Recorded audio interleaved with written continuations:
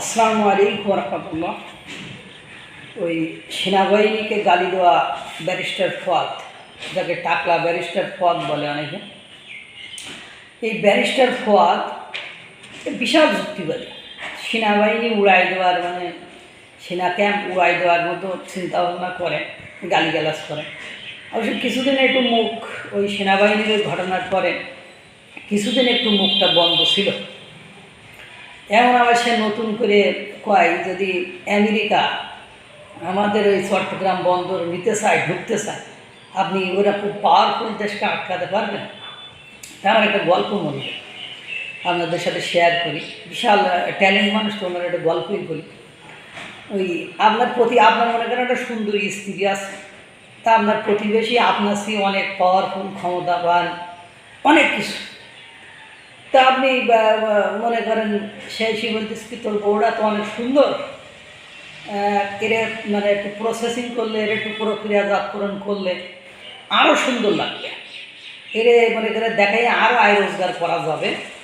তা আমি ওর সাথে একটু সময় কাটাই, রোমাঞ্চকর মুহূর্ত একটু কাটাই মনে কর, ওরে একটু ডেকোরেটেড করে দিলে দেখবি ওখান থেকে তোর চেহারা দিকে আয় রোজগার অনেক বেশি হবে। তাহলে আপনি কী করবেন? ঠিক আছে ভাই, পাওয়ারফুল লোক তো, ওরে আটকাইলেও তো হয়তো জোর করে আমার বউরে ধর্ষণ করে দেবেন। তা আটকানোর দরকার নেই, ও একটু রোমান্স করিয়ে আমার কিছু টাকা পয়সা দিয়ে যাক, বিষয়টা এরকম হয়ে গেল না? ঘটনা হয়েছে যে এতদিন এই new mooring terminal, doctor Mohammad Yunus ক্ষমতায় আসার আগে এই নিউ মরিন টার্মিনাল এটা বাইরের লোক নিতে চাই। ডক্টর মোহাম্মদ ইউনূস ক্ষমতায় আসার আগে এই ডিপি ওয়ার্ল্ডের আসেনি। ডক্টর মোহাম্মদ ইউনূস ক্ষমতায় আসার আগে এই মানবিক করিডোরের প্রশ্ন আসেনি। ডক্টর মোহাম্মদ ইউনূস ক্ষমতায় আসার পরে এই কেএনএফের এত পোশাক তৈরি হয়নি।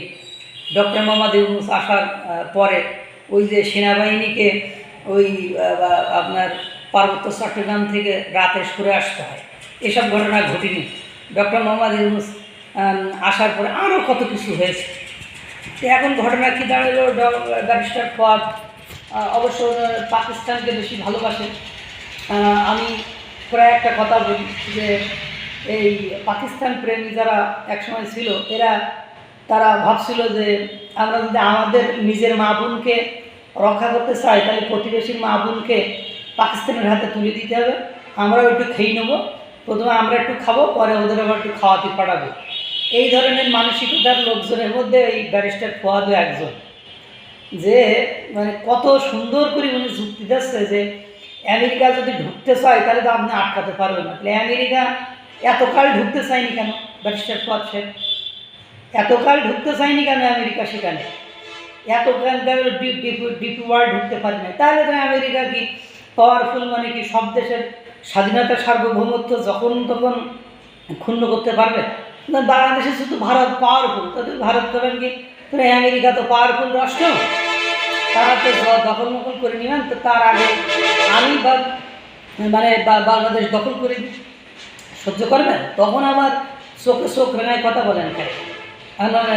আপনার কথায় কোনো যুক্তি আছে, ভ্যালু আছে? আপনার সেই ভারত শক্তিশালী রাষ্ট্র, এটা তো মানেন। বাংলাদেশের সেই ভারত শক্তিশালী রাষ্ট্র, এটা সকলেই মানে।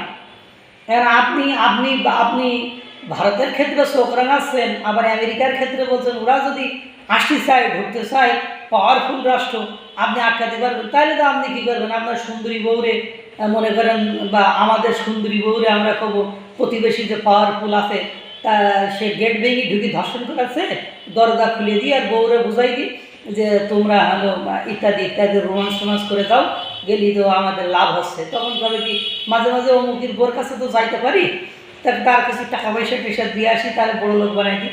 এই ধরনের ছোটো লোকই স্বাধীনতার সার্বভৌমত্ব নষ্ট করে ধনী হওয়ার ইচ্ছা শক্তির বাইরে আমার অবস্থান। আল্লাহ তাআলা সকলকে ভালো রাখুক, সুস্থ রাখুক।